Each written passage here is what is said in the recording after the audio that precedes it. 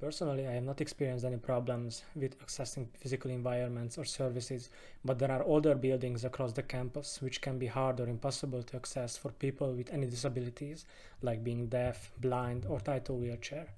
Regarding the accessibility to information, I did meet problems several times, but it was mainly due to the university websites being slightly outdated and not being clear about where can the user or the student find certain information. My personal opinion is that everything seems very easily approachable physically for me in school. I feel more access to information of what is going on in school would be great.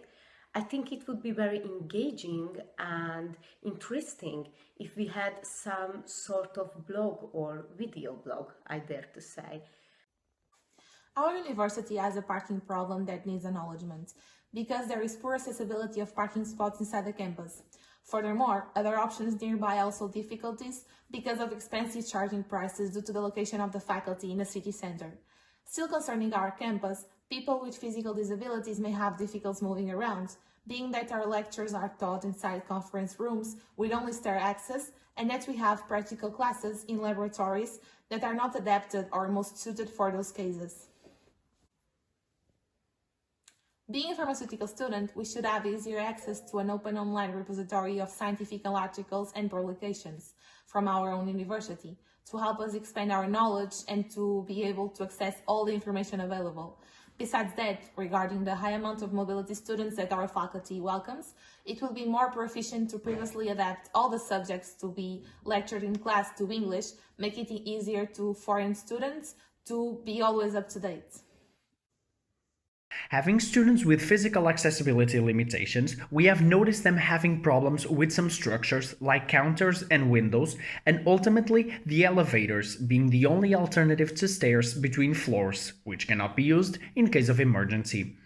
The accessibility to information is limited, for example, to students with visual impairments because of the lack of softwares that cannot read images or charts on presented screens, while students with auditive impairments have difficulty keeping up with teachers' flow of speech, whether they have a translator to help them or them having to read the lips, a problem that became even more serious with the pandemic scenario and the usage of masks. For the second question, I can say that I didn't have much trouble with accessibility. If we talk about accessibility to physical environments on campus, the library and the canteen are two fair examples of accessibility.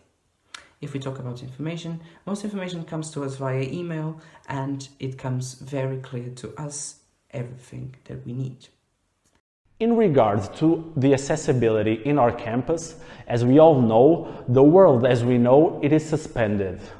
With this, all services here are also suspended.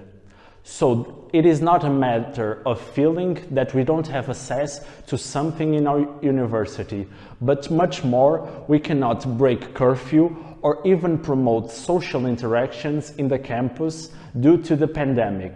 But in a COVID-free world, the environment is much different.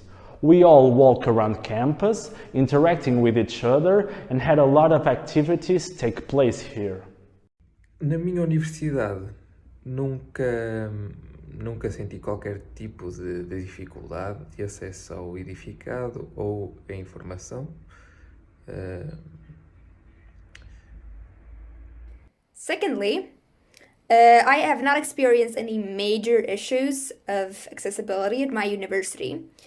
But back when I studied at Lund in the city, Lund, because Lund University has campuses in different cities, but when I studied in Lund, it was sometimes difficult to find a study area that was quiet because many of the seats were already taken. So sometimes it was difficult to find a study area.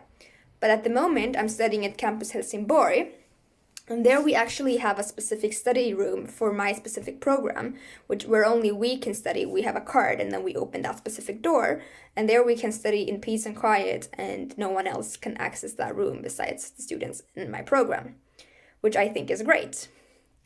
But I can also say that it's different for the different faculties at Lund University, and it could look different at the different faculties depending on what you study and where. Question number 2A. Have I experienced problems regarding physical environments and services? I would say that some of the libraries at Lund University, they close quite early, which means that you can only study until 7 or 8 p.m. and then you have to go back home.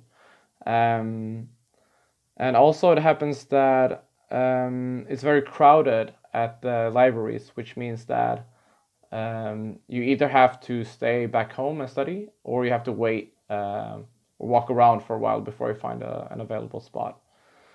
Question 2b, problems regarding information.